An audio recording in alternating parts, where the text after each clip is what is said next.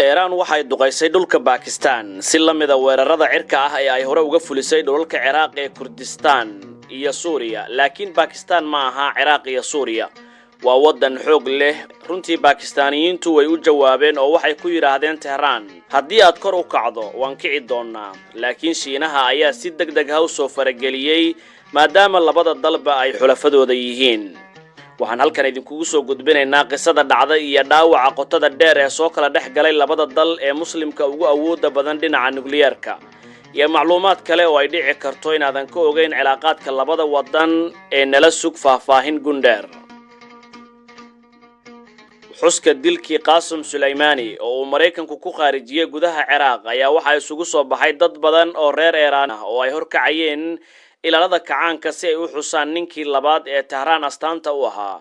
awoodii iyo sharaftii ilaalada kacaanka sharaftaas ayaa mar kale salka dhulka loogu dhuftay dhulka Iran ee magaalada Kerman waxaana lagu dilay 10 qof iyo dhaawaca 10 kale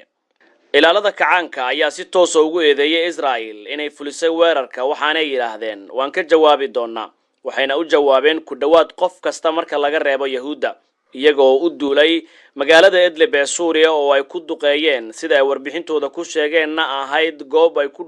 dhuumaalaysanayeen Daesh oo sheegatay mas'uuliyadda dhacdadaas kadibna waxay duqeeyeen dalka Iraq ee dariska la ah gaar ahaan magaalada Arbi ee xarunta Kurdistan waxaana ku dhintay qoys Kurdish ah oo ay sheegeen inay xiriir la lahaayeen sirdoonka Israa'iil ee Mossad kadibna waxay u sii dhaqaaqeen dhinaca bari oo ay si qoto dheer u garaaceen gudaha dhulka Pakistan waxa ay ku sheegtay inay saldhigyo u yihiin koox lagu magacaabo ciidanka cadaaladda kuwaas oo ah koox Sunni ah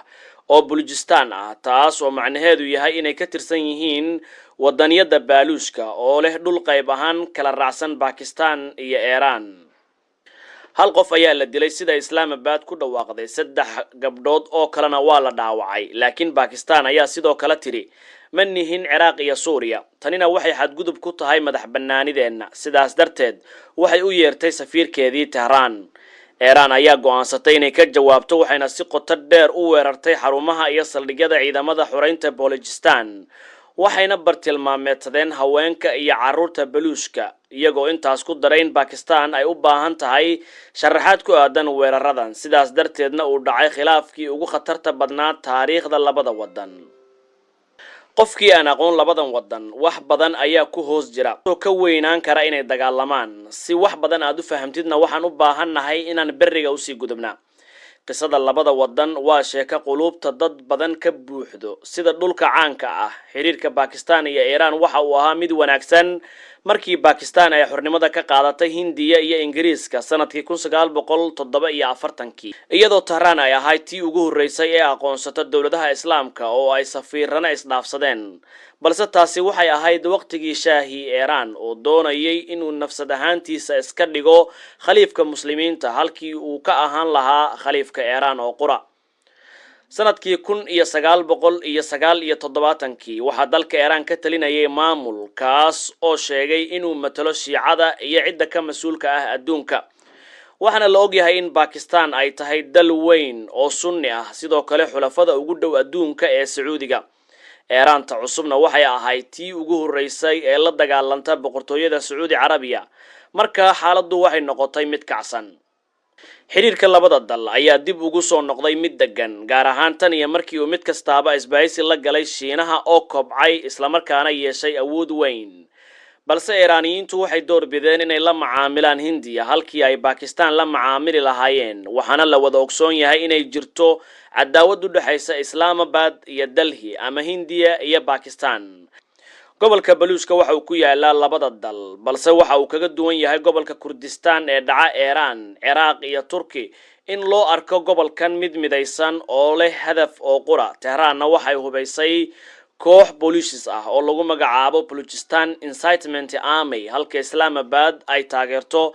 Baluush kale oo magacoodu ahaa Jundullah markii dambana ay soo bedelay ciidamada cadaaladda taariikh ahaan hindiya markii ay go'aansatay inay kor u kacdo dhulkii maroodigu wuxuu bilaabay inuu ka shaqeeyo sidii uu dhulkii maskaxda u kicin lahaa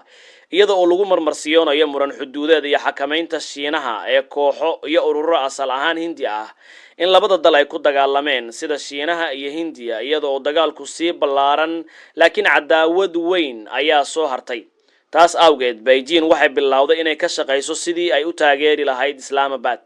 iyada oo ku bixisay tamarteeda oo dhan hub iyo tiknoolajiyada wax soo saarka si ay u ilaaliso awoodeeda ay kaga horjeedo Hindiya sidaas darteed xiriirka Shiinaha iyo Pakistan aad buu u xoogan yahay ilaa Islamabad ay noqotay rukunka mashruuca weyn ee Beijing ee loo yaqaano Belt and Road laakiin dhinaca kale xiriirka Shiinaha iyo Iran waxa lagu sifeeyay inuu yahay awood la mid ah Pakistan